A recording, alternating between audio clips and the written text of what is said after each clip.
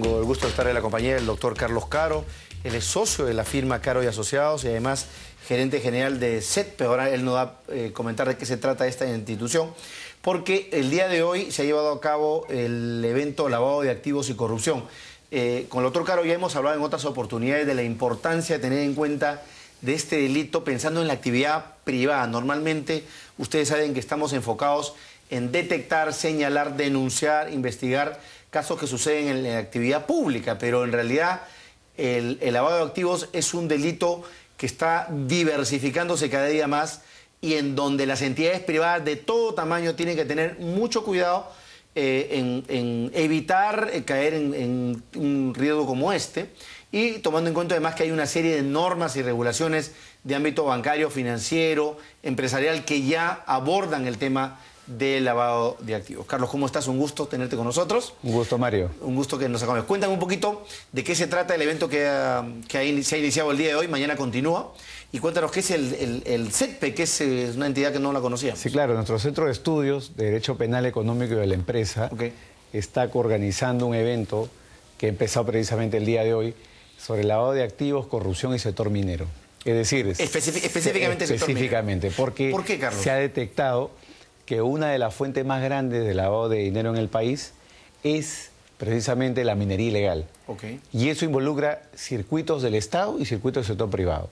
¿Cómo? ¿Cómo penetran? ¿De qué manera? El minero ilegal sigue dos rutas.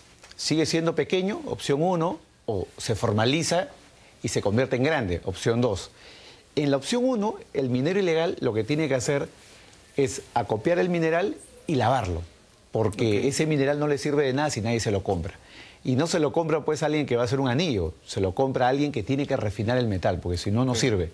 Ese refinamiento implica insertarlo dentro de la cadena de las empresas formales. Y hoy día, esos vehículos para insertarse en la formalidad, ¿cuáles son? ¿A través de quiénes? ¿Qué? Porque se supone que, según lo que habíamos escuchado cuando el señor Urresti era jefe de la unidad de prevención contra la minería ilegal e informal, decía que se habían ya cerrado, se había bloqueado el acceso, ¿no es cierto?, a los circuitos comerciales legales. Eso no es tan correcto, ¿no? Porque hay que tener en cuenta que estos mineros ilegales lo que hacen es formar empresas pequeñas con la finalidad de simular que existe un denuncio minero y que esto proviene de una actividad lícita. Entonces, de pronto, se le vende el mineral acopiado a una empresa formal que paga la SUNAT, que tiene página web, que tiene operaciones incluso en el extranjero, y este mineral pasa a formar parte presuntamente, ¿no? Tendría su origen presuntamente, falsamente desde luego, en la actividad formal de esta empresa. Luego esta empresa paga los impuestos a la SUNAT y realiza la exportación, por ejemplo, a Suiza o Estados Unidos. Son una suerte de empresas de fachada para poder vender. Exactamente. Ya. Y entre el minero ilegal y la empresa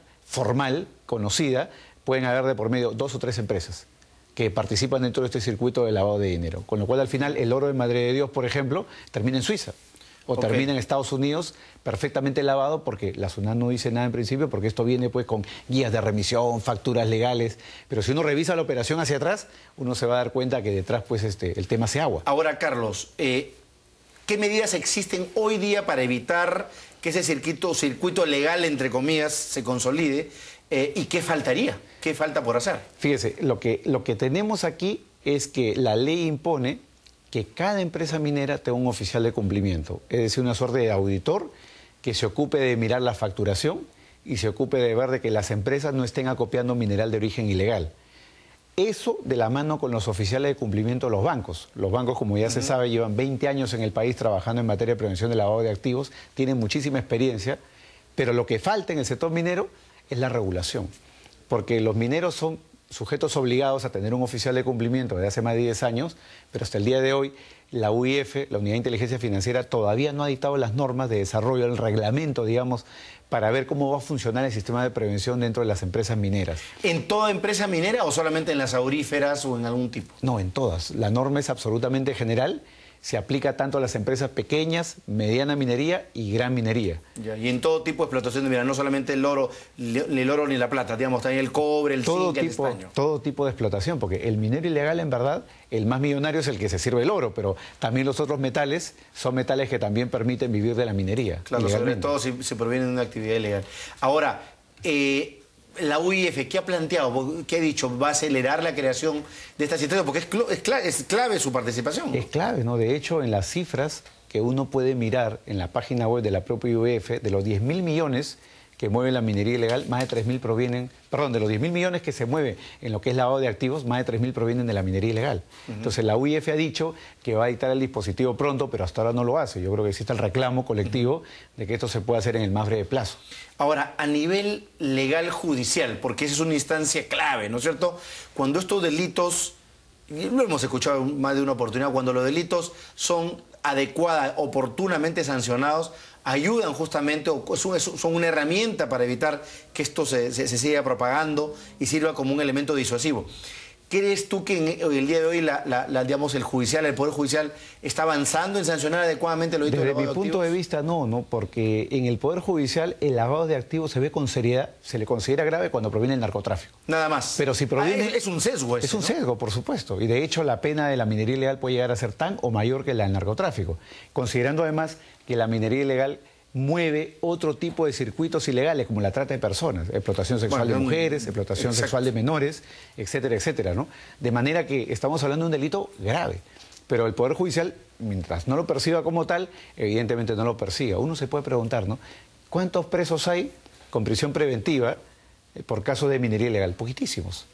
Incluso algunos casos manchados por el tema de corrupción pública, ¿no? Como ya se ha puesto a relieve, ¿no? Bueno, sí hemos tenido casos hasta de congresistas que abiertamente han reconocido que provienen de esa actividad y que, digamos, han convertido teóricamente la legalidad. Exactamente. Ya te da mucho que pensar, el ¿no? famoso congresista, el llamado entre comillas come oro. Claro. Exactamente, ¿no? Claro. Entonces, la minería ilegal lamentablemente penetra todos los estratos del Estado y eso requiere una rápida actuación no solamente de la UIF, sino también del Poder Judicial, porque los fiscales están haciendo su trabajo. Exacto, entiendo que sí, pero ahí ¿qué supone? ¿Especializar? ¿Capacitar más a nuestros jueces? ¿Quizás crear una sala especializada en sanción de lavado de activos?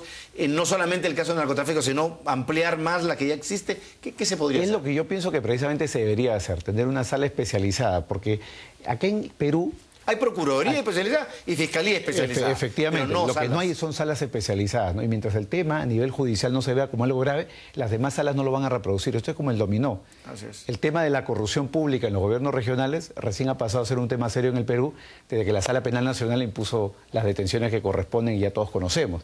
Y ahora, incluso a nivel de las propias regiones, ciudades, departamentos fuera de Lima, los jueces ya están tratando de reaccionar con mayor celeridad y más drásticamente frente a los casos de corrupción pública. Lo mismo va a pasar en minería ilegal. Mientras una autoridad central no imponga las sanciones que corresponda, eso no se va a reproducir a lo largo del país. Se necesita en consecuencia un empujón desde Lima. Así es, y sobre todo, ya que hablas de eso, un primer paso podría ser incluso hacer campañas formativas de capacitación en las zonas, en las regiones de mayor incidencia de la minería ilegal. Exactamente. Caso Puno, Madre de Dios, Cusco, Huancavelica, la zona de Cajamarca, donde hay realmente enclave de minería ilegal que nadie los toca hasta el día de hoy. Exactamente, enclave de minería ilegal, miles de personas que viven de este negocio ilícito. A la fecha, según los cálculos de la propia autoridad del Ministerio de Energía y Minas, la minería ilegal emplea más de 100.000 personas en el país. O sea, más de 100.000 personas que viven de eso y, como decía al principio, siguiendo la ruta de ser chico y seguir vendiendo a alguien o la ruta de ir creciendo. Este es el caso de la famosa señora Goya,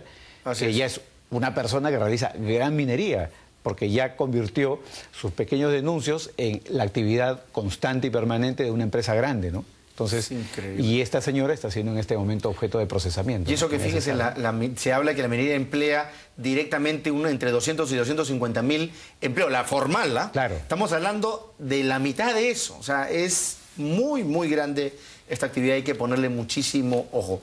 Carlos, un gusto que hayas venido a darnos esta información. Ojalá que mañana el evento continúe echando un poquito de luces, ¿no? Y planteando una serie de medidas básicas para la lucha contra el lavado de activos. Efectivamente, Mario, seguramente el evento terminará muy bien y con conclusiones importantes que se las haremos llegar a las autoridades también para que las tengan en cuenta. Sobre todo a la UIF, ¿no? Y al Congreso de la República. Gracias, doctor Carlos Caro. Muchas gracias. Con nosotros. Nos vamos a la pausa y venimos con la segunda entrevista. No se vayan.